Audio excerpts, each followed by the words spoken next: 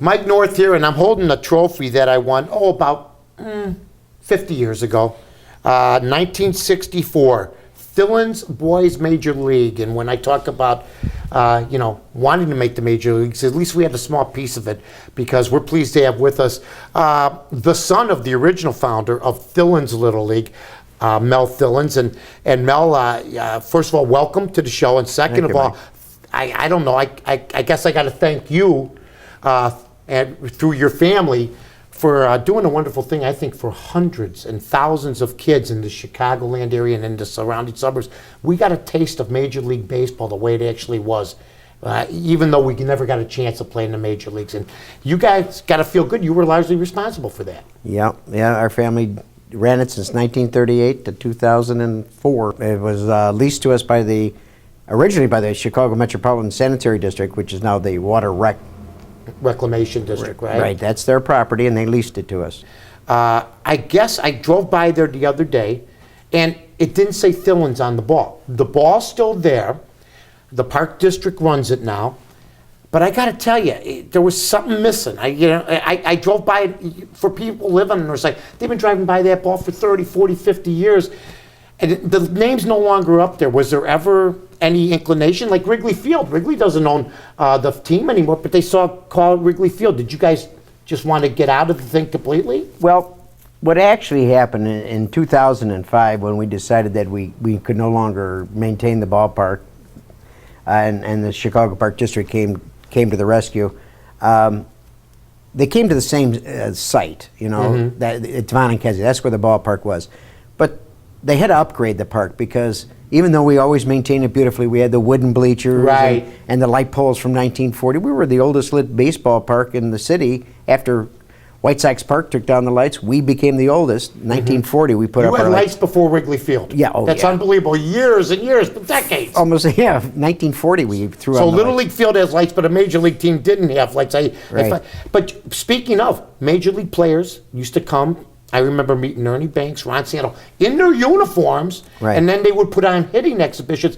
Your father used Thillen's, which is an armored car company or check cashing company, if you will. It's called originally Thillen's Check Cashers, right? Right. And he used us not only probably as a write-off, but it was the biggest promotional area of your business, was it not? There's no doubt about it that it created a lot of goodwill.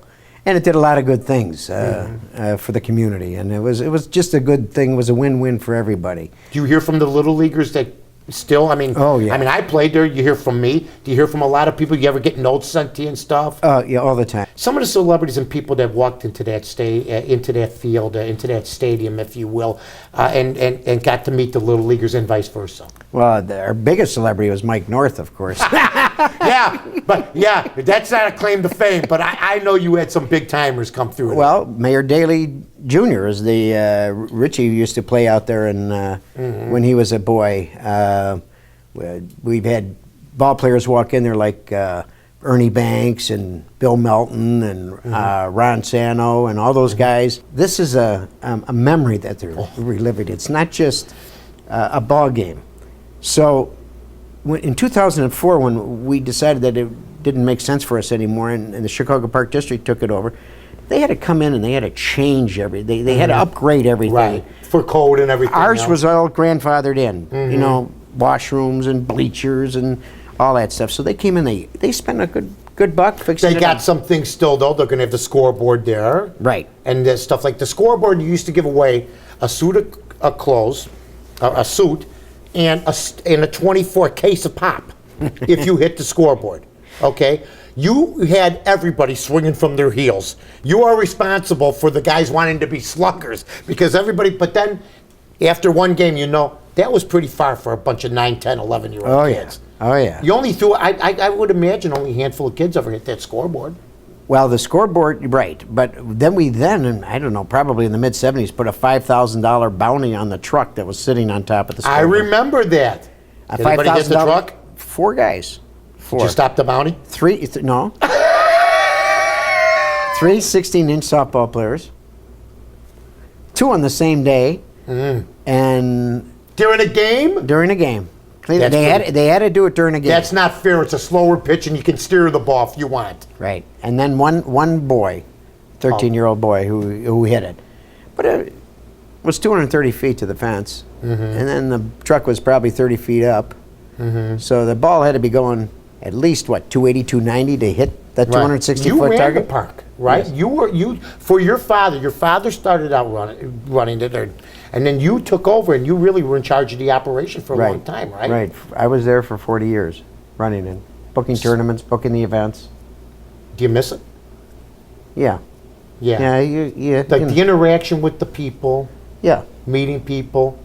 I mean, when you got guys coming up and saying your dad was the greatest guy and you guys Right. were great, it's got to make you feel good. Right. Your father's name's forever, and the Thillen's name is forever ingrained.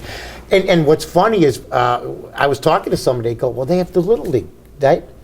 I go, "No, they have the armored trucks, which is a great company." They go, "I didn't know that." Right. A lot of people look at Thillen's, they thought the Little League was your main source of business, right? Not really a promotional arm, which I don't think it set out to be that, but now it'd be considered, what a genius move, right? Right. If I was going to say two of the saddest days of my life, and I don't know, maybe you'll agree, Mel, we're with Mel Thillen's here in his offices. We'll talk about the company in just a minute. I would say the closing of Riverview and Thillen's are 1-2 for kids, wouldn't you? Well, that's a pretty good company. That's a double whammy, man. Riverview closed in '67. Thillen's closed basically for the Little League part for the kids that played in that actual Little League in '64. Right.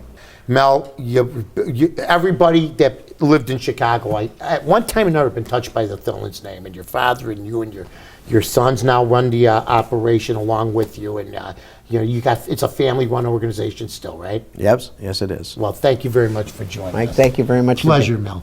Pleasure.